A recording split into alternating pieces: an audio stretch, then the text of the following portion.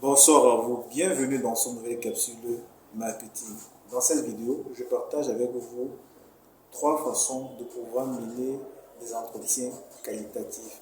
Dans cette vidéo, je présente ce qu'on appelle les entretiens qualitatifs et les différentes façons de mener des entretiens qualitatifs, que ce soit dans le cadre des études de marché ou de l'anthropologie ou des mémoires de recherche.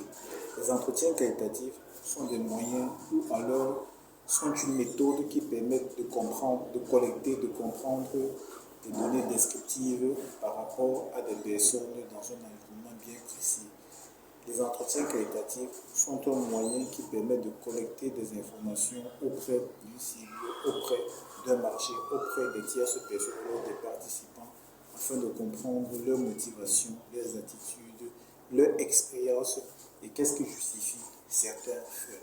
Dans le cadre des entretiens qualitatifs, vous avez premièrement ce qu'on appelle les entretiens qualitatifs non directifs. Entretien qualitatif non directif voudrait dire que nous avons un intervieweur ou alors une personne ou alors un enquêteur qui pose des questions à une autre personne qu'on appelle interviewé. Ici et là, dans le cadre des entretiens non directifs ici là, la personne répond librement à des questions. Il n'y a pas certaines questions qui sont prédéfinies à la base ici et là. On s'entretient, on échange avec la personne sur un sujet bien précis. Ça peut être un sujet d'actualité, ça peut être dans l'environnement, ça peut être dans n'importe quel domaine, dans n'importe quel secteur d'activité. L'objectif ici, c'est que la personne puisse s'exprimer librement et que l'intervieweur ou alors la personne qui peut-être travaille sur un mémoire de recherche ou alors l'agence marketing ou l'entreprise qui veut comprendre un fait par rapport au secteur d'activité, par rapport à la problématique bien précise, puisse pouvoir recueillir les opinions. Pour faire simple, dans le cadre des entretiens non directifs, un intervieweur, par exemple, peut poser la question: que pensez-vous de la qualité de l'eau minérale actuellement sur le marché? C'est une question ouverte.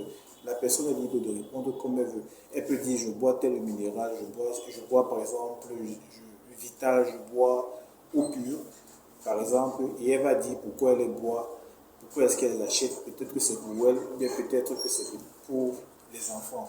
Donc ça dépend. L'objectif ici, c'est de rentrer en profondeur d'un sujet par rapport à une problématique, par rapport au type d'information ou d'objectif qu'on recherche à atteindre. Maintenant, vous avez ce qu'on appelle les entretiens qualitatifs et semi-directifs. Lorsqu'on parle d'entretien qualitatif semi-directif, ça voudrait dire que l'intervieweur a ce qu'on appelle un guide d'entretien. Et grâce à ce guide d'entretien, il parcourt un ensemble de questions qui portent sur la problématique. Il interviewe la personne sur les grandes lignes, sur les grandes rubriques. Et ici et là, l'interviewé, le participant ou le répondant répond simplement à des questions avec ses propres arguments selon comme il entend la question.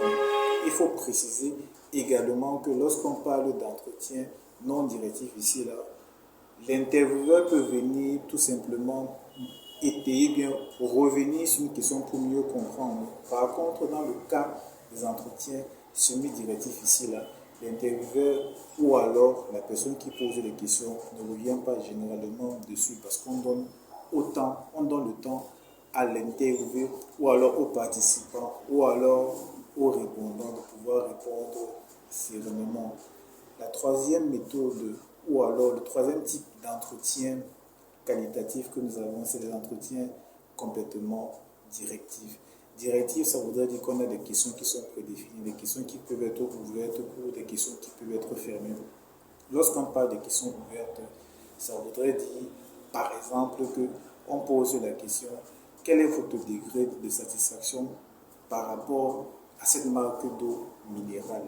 La personne va dire: je pense que cette eau, elle est bonne, elle est ci, elle est ça, elle va argumenter.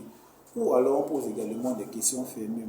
Consommez-vous régulièrement de l'eau minérale, oui ou non?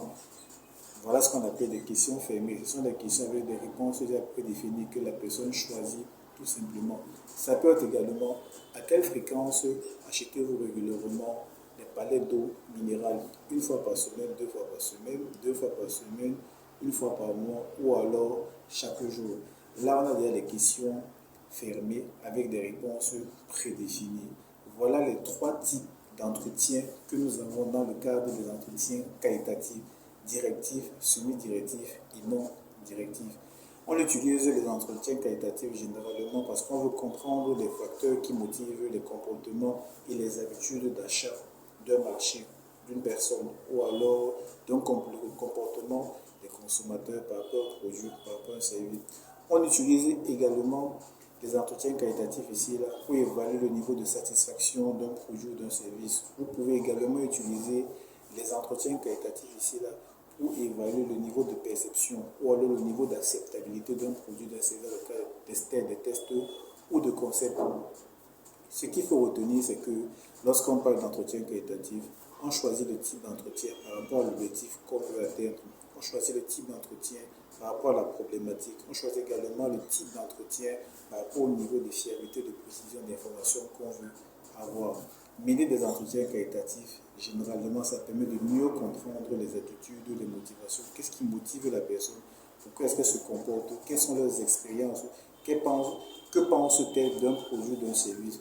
Comment est-ce qu'on évalue leur niveau de satisfaction? Quelle est leur expérience client? Ou alors quel est le retour d'informations qu'elles ont dans leur environnement par rapport à un problème qui a été bien défini? Généralement, les entreprises procèdent par cette méthode en passant par les agences marketing des bureaux d'études pour pouvoir collecter ces informations-là. Et ça leur permet de mieux comprendre pourquoi telle cible ou alors tel segment de marché se comporte de la sorte, et ça leur permet tout simplement de se repositionner plus tard, de revoir peut-être leur stratégie d'implémentation du produit ou du service, et ça permet également plus tard de savoir si peut-être la stratégie marketing que vous avez mis en place, ben, elle a permis d'atteindre des objectifs. Donc, j'espère que cette vidéo vous sera utile et que si vous aimez ce type de contenu, vous pouvez laisser un commentaire. Vous pouvez également nous dire ce que vous en pensez. Et je vous invite également à vous abonner sur nos chaînes de réseaux sociaux YouTube, Instagram, Facebook pour pouvoir bénéficier des contenus qui vont éclairer votre antenne. Je vous dis à très bientôt pour d'autres capsules marketing sur cette chaîne YouTube. Ciao.